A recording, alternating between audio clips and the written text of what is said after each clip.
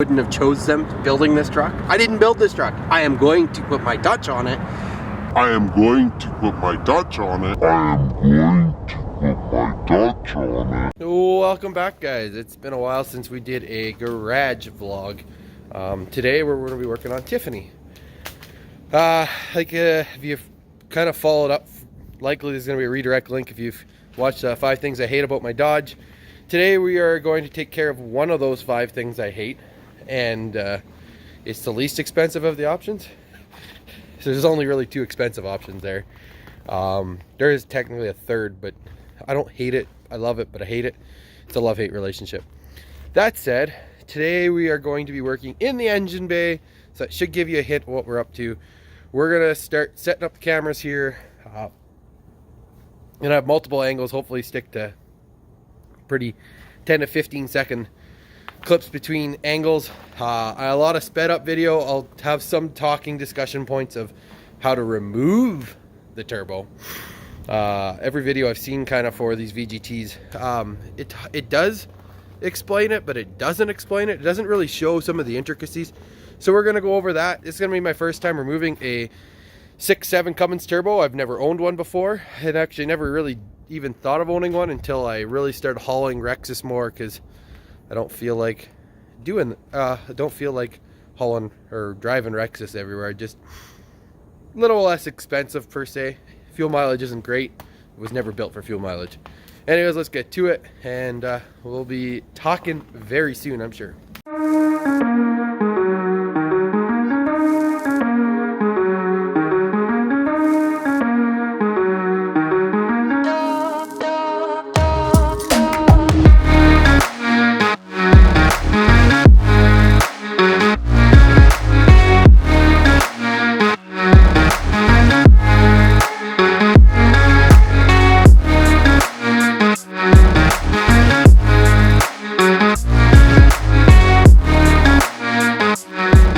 So we're gonna have to remove the hot side intercooler pipe. Really quite a simple process. We're gonna undo these bolts, these T-bolts right here. Should be able to loosen them and flip them. It's gonna give me enough space.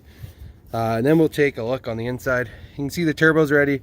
We gotta disconnect the coolant line here. So we're gonna have to disconnect the inlet. This is the oil turbo feed. There's going to be a procedure on bleeding this. We're going to disconnect here right off the top of the oil filter housing. For those that don't know, they're off the oil filter housing. We also need to undo the T-bolt clamp on the outlet of the exhaust, and hopefully we can pull it all out as one. The only real hard part I can see right now is going to be, like, once we get this oil line out of the way and get the coolant out of the way, you see that back bolt? The back bolt on the far side might be the biggest issue. But if we're able to get the hot outlet side disconnected, which it's been off at least once because the exhaust was installed. This is also going to be a good opportunity for me to check for leaks, guys. We should be able to see if we have any leaks. I should have maybe grabbed a new turbo speed pickup.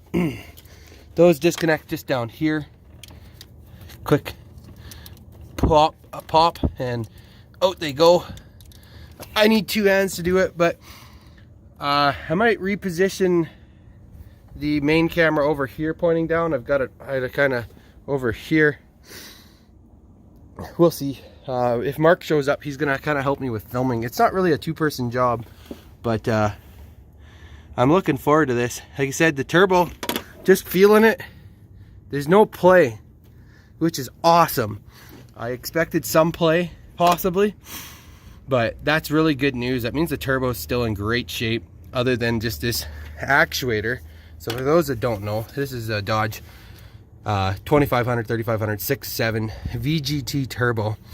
And this little module here, which is the electronics for it, the brains, is just drives the variable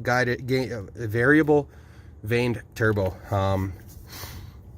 So this here has a little lever that moves back and forth, and we'll go through that when the turbo's apart, on moving it. So we have to, before we remove that, we have to drain some coolant, or else we will fry this.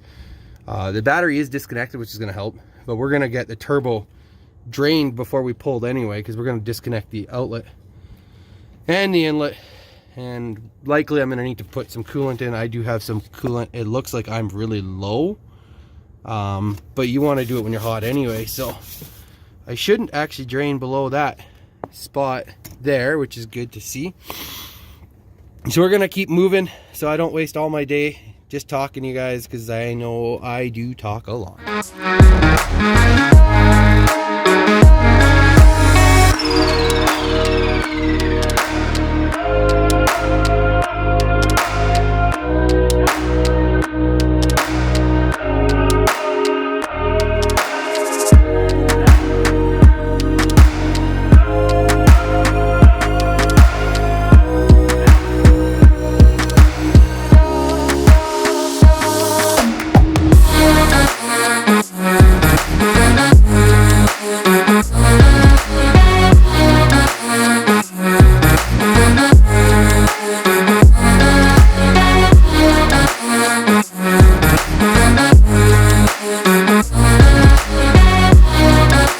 Making some pretty good progress now.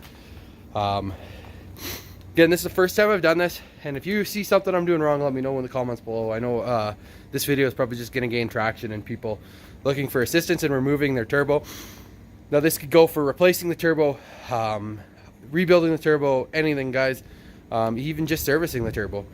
So that said, one of the things I did kind of observe that would make life a little easier, and no one really talks about, is removing your inner wheel well liner. I could have almost done a video just on that. There's a ton of 8mm screws, bolts holding the inner wheel well on. You have to remove your factory fender flares off, and if you got mud flaps, remove the mud flaps. It's likely hiding a bolt, which you will see now. And I tried to film this with the big camera, guys, and I'm just filming with my cell phone to be safe. I have really good access now to the turbo itself.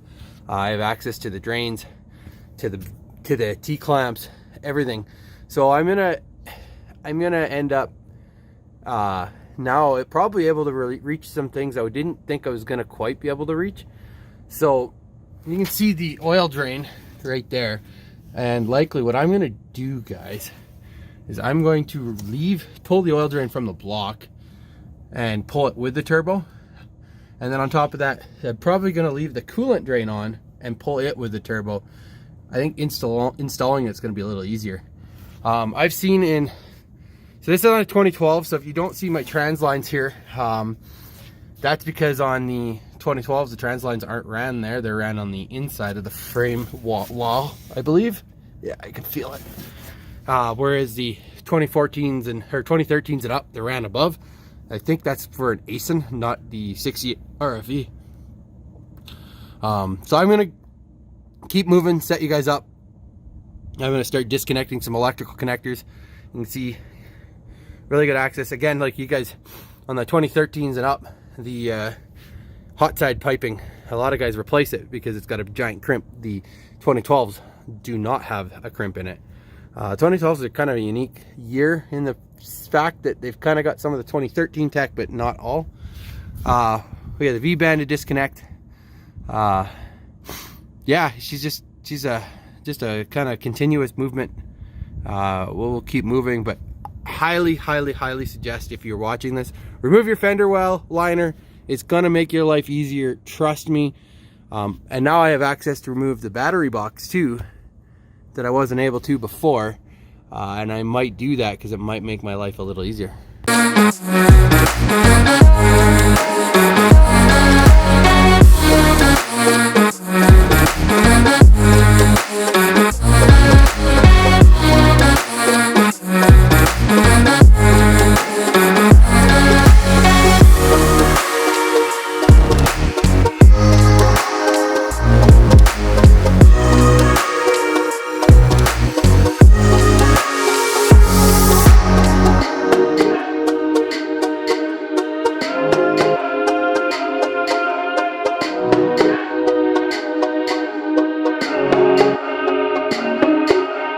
Well, guys, everything is disconnected.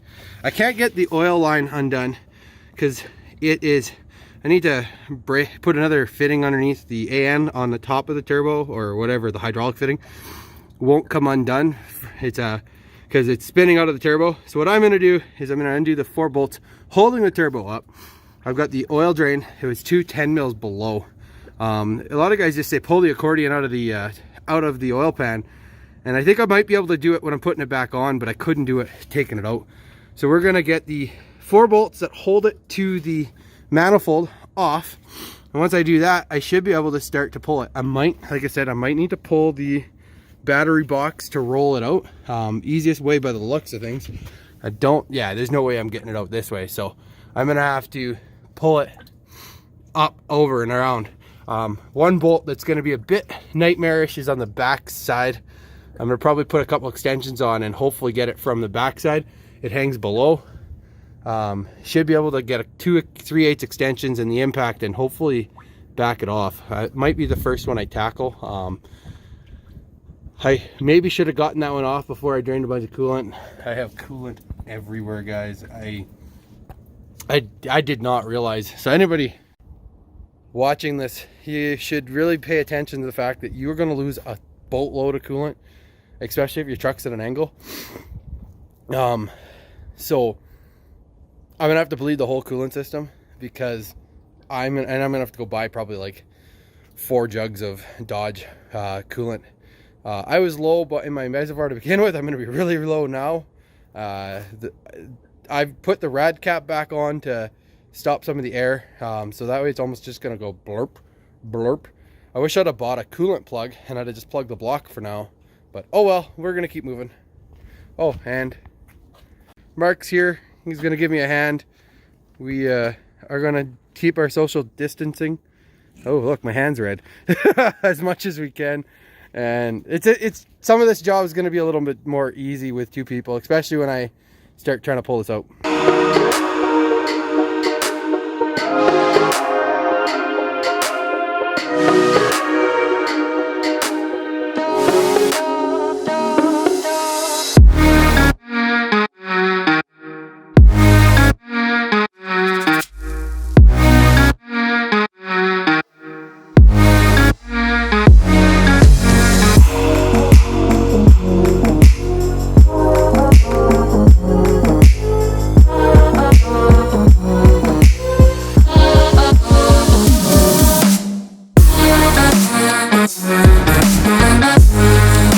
Well guys, things didn't go quite as expected. We talked about those 4 ports. So I used a box wrench like a guy should, and well, as you can see, the manifold's not on. We pulled the manifold with the turbo. You'll see, even with a box wrench, I was lifting, or I was turning the damn, rounding the corners. So I don't know what exactly we're gonna do yet, but we're gonna come up with a game plan to get that off. We might have to cut it. I'm just gonna call the dealer and see if they got any bolts kicking in stock. Once we can kind of get the turbo separated from the manifold, I can start rebuilding. Well, we've been doing some running around in Mark's Dodge here, because mine's a little out of commission. Went and grabbed 6 manifold gaskets from Cummins. Dodge wanted $42 a gasket. I got 6 for $48, $8 a gasket. Like, with taxes, it came out to $49.95. In reality is a Dodge parts guy said maybe check out Cummins because they'll be a little bit cheaper. Which hindsight's, yeah, awesome. He said that because we've got 6 new gaskets. Rather than even trying to make something work out of the old ones, for $50 it's not even worth the headache. Then I had a text. I've been texting with a diesel mechanic slash automotive mechanic in town here, Phil. He hit me up with a really good deal on a set of studs. We're already halfway there, so we're gonna stud the engine while we're at it. So I'm actually going to pick up some cash, and then when we get cash, we're gonna end up going and we're gonna stud the engine. So this is gonna be a 2 or 3 part video with my guest, guys. I hope you're enjoying so far the content. I haven't unboxed what I'm doing turbo wise. I will warn you that it isn't just a turbo replacement. So we're back to working in this caravan of vehicles honking their horns. Kind of cool. Just try to get everybody into the good mood. Obviously Easter weekend's kind of dampened. People can't go see family. It's rough. Kids not in school. So we're just working away now. We're getting ready to pull the whole valve cover gasket off because we're going to change out the entire head studs. That's what I picked up here from J&R, was in its head stud kit. It's used, but it's ARP. So we're just getting ready. We'll do basically one stud at a time, get it to torque spec, and then I'll do a proper check afterwards when we're done. I'll probably still do it in the correct torquing sequence. But yeah, so we're just moving along. You can see Mark's working on getting some stuff. Last couple bolts loose. I'm gonna start working on getting the rest of the electrical connectors off.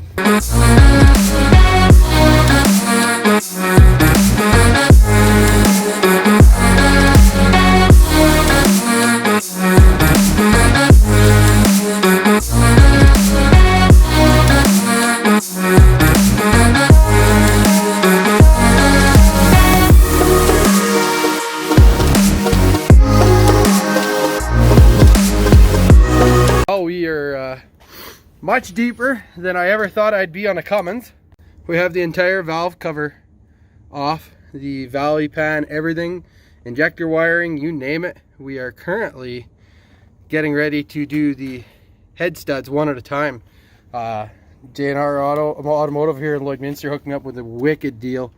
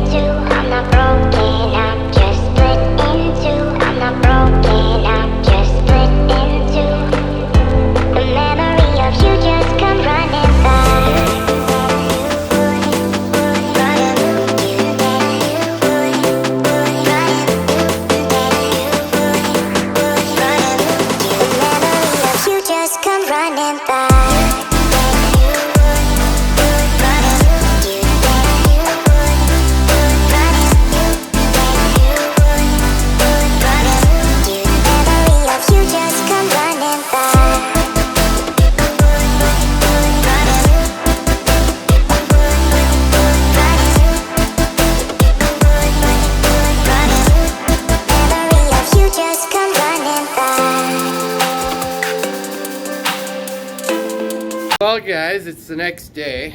I didn't really feel like talking per se last night on video. While everything was going good on the head studs, we had an issue. Yeah, that is unfortunately part of the ARP 425 stud.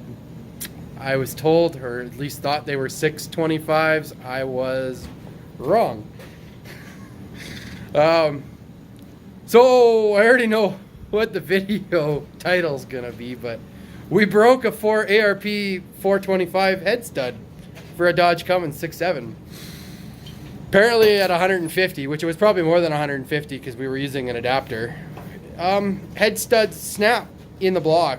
So on the floor is a 6.7 Dodge Ram head. And so we're gonna be down a little longer than I expected, but we are currently without a head, without a manifold. We're gonna start the turbo rebuild process. We got valley pan, we got valves, rockers, we got the intake, just everything, head gasket sitting there.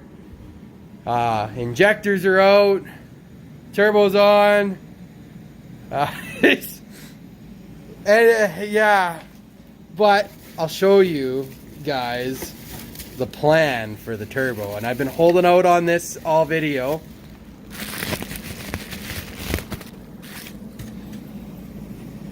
Boom! Billet wheel, SP boost, SP turbo boost, whatever they are.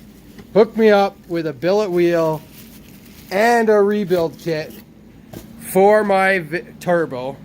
We're gonna go one shot at this, guys. We're gonna rebuild this thing. It still spins great. There's no side to side shaft movement. There's in and out play like there should be. So yeah, we're in a whole new world. The head's gonna go to a guy in a little bit, about 45 minutes east of Lloydminster here, to get some head work done. He's gonna just go through the entire head and make sure everything's happy. Sometimes you just learn, guys. I guess make sure you read the full instructions. I was following instructions. I was following the right instructions for 625s. But I did it for 425s. So needless to say, the Tiffany is down for her first major mods. Head gasket, studs. I got another one on order already. Well, two, because they only sell them pairs of two. And then the turbo upgrade. So the next video is going to be me rebuilding the turbo, getting it ready, cleaned up. That'll be starting tomorrow. Or tonight even. I'll start cleaning that up. Needless to say, guys, I learned a lot on this one. If you liked the video, subscribe, comment, give me a like, send me a share on social media. It goes a lot for traffic. Stay tuned. I got lots more planned. I hope you guys are enjoying your Easter weekend. I know COVID's kind of got everybody down, but we'll get through this. We'll be stronger than ever. Stay classy, especially you, Lloydminster. I'll talk to you guys soon.